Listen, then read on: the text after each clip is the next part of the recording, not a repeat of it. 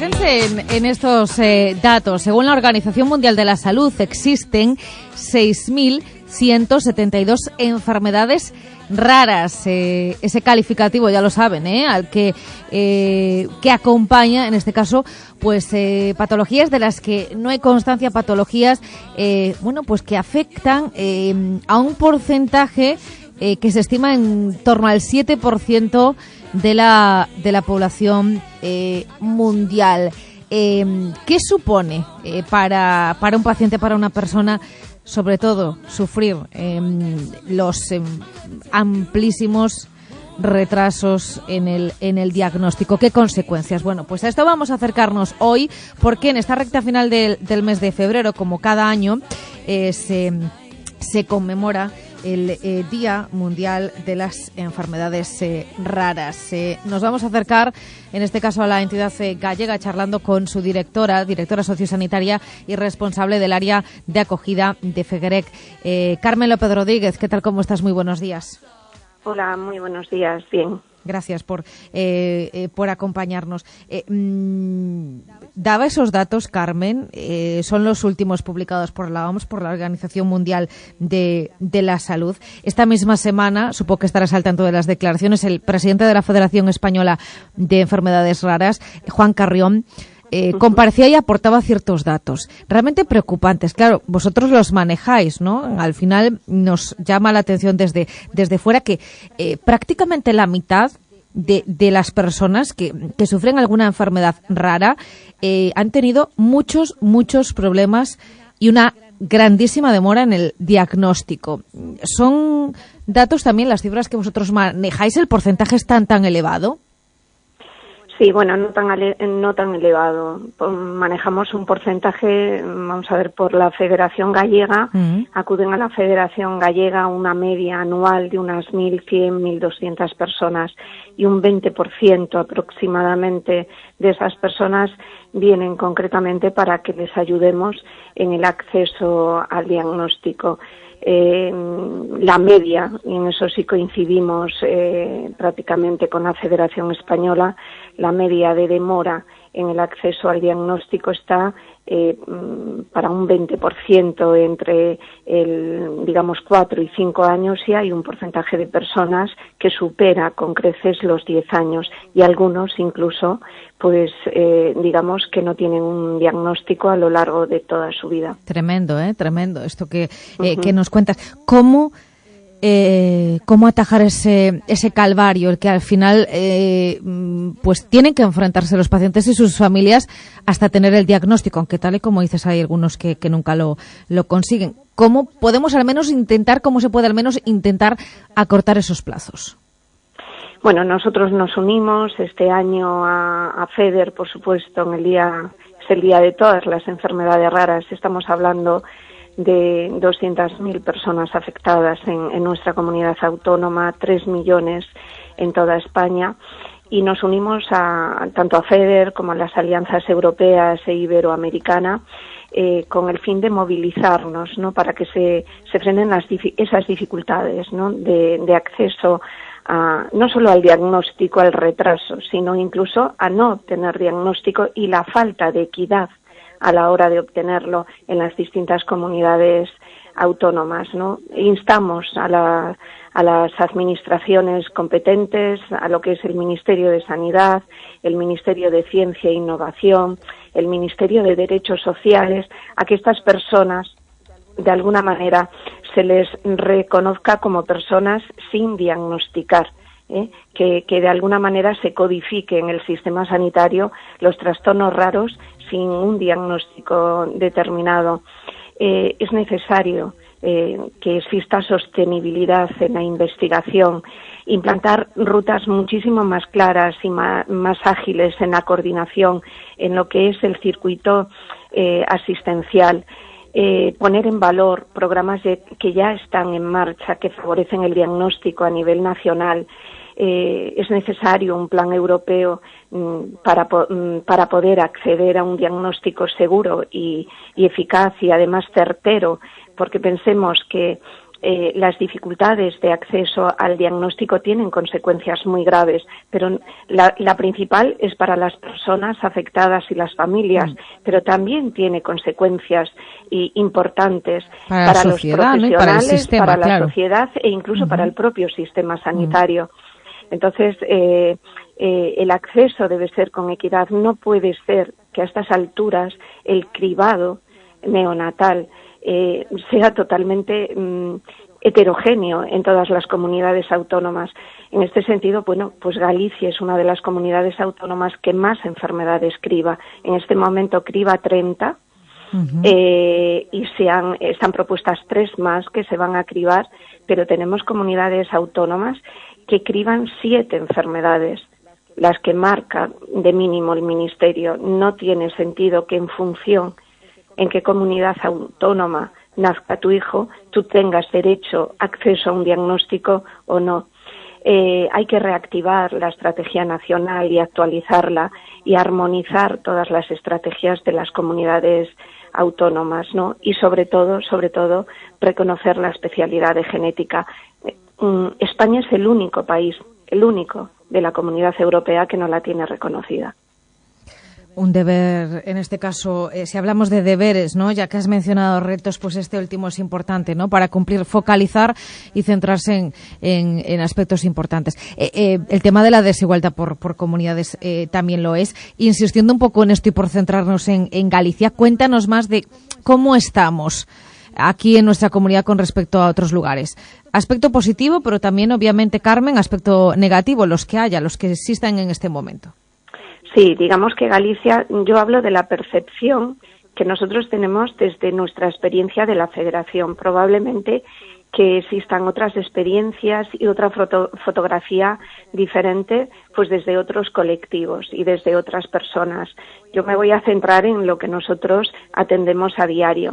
Y sí es verdad que en estos, afortunadamente, ¿no? Y luego también la perspectiva que tienes a nivel nacional, porque participamos en ese sentido a través de FEDE en muchas otras acciones a nivel nacional. Y sí es cierto que afortunadamente, como decía, en estos 6, 7, sobre todo en estos 4 últimos años, hemos avanzado. Nunca lo suficiente ni con la celeridad suficiente que necesitamos y que necesitan las familias, pero no hay color.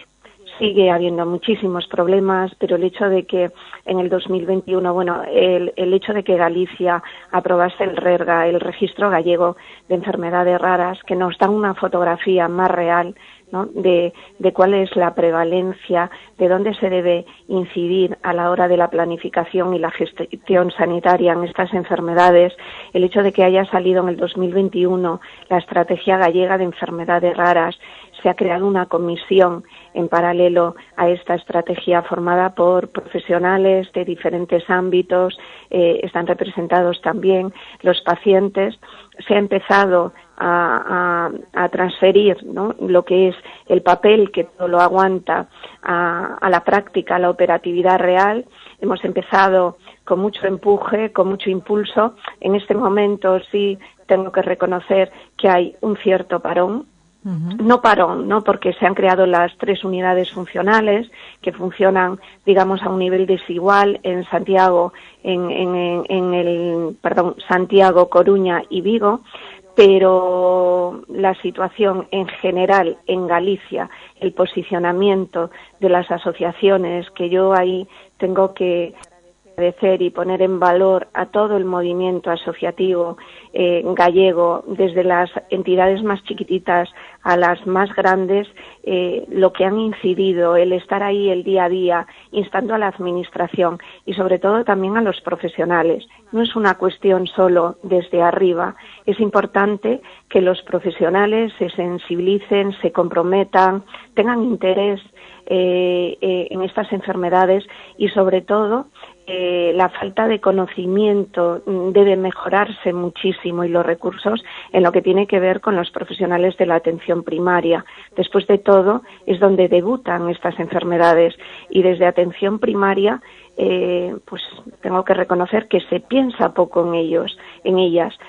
Los primeros síntomas, cuando debutan ahí en la edad infantil y son síntomas muy leves, o bien no se consultan, o bien para los profesionales de primaria, pues digamos que no piensan, no tienen el pensamiento en que se puede tratar de una enfermedad rara, y una vez que pasan al nivel de atención hospitalaria, pues hay que mejorar, ¿no?, esos circuitos y esas rutas asistenciales. Sí es cierto que tenemos una gran esperanza puesta en todos esos ejes estratégicos de la estrategia gallega y en esas 3 unidades funcionales que se han dotado con profesionales. Es un equipo multidisciplinar a donde se derivan pues aquellos casos que están en ese proceso de diagnóstico, que son difíciles de diagnosticar, que son difíciles de tratar o simplemente que están perdidos dentro del sistema sanitario. Por poner, Carmen, nombre a algunos de los proyectos, ¿no?, iniciativas en las que se ha avanzado, está ese proyecto Impact Genómica. Sé que en estos últimos días, además, pues habéis estado desde la Federación muy cerca, analizando, ¿no?, mucho las posibilidades que ofrece la ayuda para establecer un diagnóstico. El presente, ¿no?, pero el futuro pasa por iniciativas como esta, ¿no? Sí, digamos que el futuro, la genética, pensemos que el 80% de las enfermedades raras son de origen genético, con lo cual el futuro está por ahí. Y eso es importantísimo, tenemos grandes esperanzas. De hecho, nosotros hemos participado en aportar hicimos un barrido, ¿no?, de aquellos pacientes que teníamos en nuestra base de datos que estaban pendientes de diagnóstico, y este proyecto a nivel europeo, que además en España, ¿no?, la parte de Impact Genómica en lo que tiene que ver con enfermedades raras es coordinado, ¿no?, coordinado desde Galicia por el doctor Ángel Carracedo, en el que participan un montón, más de 70 hospitales en el ámbito nacional, y van a tener una muestra aproximada de 2.000 pacientes. Pues claro que hay esperanza, ¿no?, porque el hecho de que a través de estos proyectos se puedan implementar estructuras y rutas, ¿no?, que de alguna manera coordina todos los sistemas de salud. Nuestros 17 sistemas de salud nos van a permitir tener, desde luego, un proceso diagnóstico muchísimo más rápido y, sobre todo, muchísimo más saludable para las personas que lo buscan por el impacto que tiene. Pero eso, en paralelo, tiene que coincidir con una asistencia sanitaria. Vamos a ver, en enfermedades raras nunca vamos a ser capaces de garantizar la salud, pero sí la calidad en la asistencia sanitaria. Entonces, esto es importantísimo porque es el futuro del diagnóstico, probablemente el futuro de mejores tratamientos, pero el día a día de los pacientes es muy importante, porque mientras esto sucede o tenemos la esperanza de que suceda y de que además sea sostenible y que se aporten los recursos para que no sea un proyecto que se quede a mitad de camino, las familias y los pacientes también tienen que lidiar con su día a día. Y ese día a día es la asistencia diaria, son los recursos diarios. Pensemos que una familia se gasta el 20% cuando lo tiene de los ingresos familiares en los cuidados que necesitan para lidiar y convivir con estas enfermedades. 10:38, lo has explicado perfectamente, Carmen, desde las diferentes dimensiones, ¿no?, que atañen a estas enfermedades, a su diagnóstico, al proceso, a cómo afecta pues a los pacientes en primera persona y también a sus familias, ese capítulo importante de la investigación.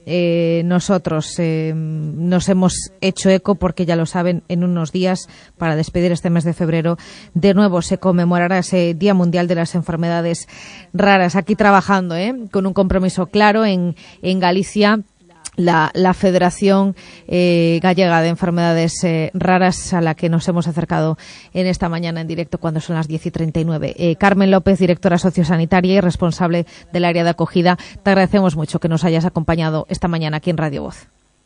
Muchísimas gracias y gracias a los medios de comunicación, porque desde luego el lema de este año, haz que el tiempo vaya a nuestro favor, siempre a lo largo del todo el año nos ayudáis a reducir ese tiempo. Muchísimas gracias. Gracias, un abrazo. 10:39 minutos.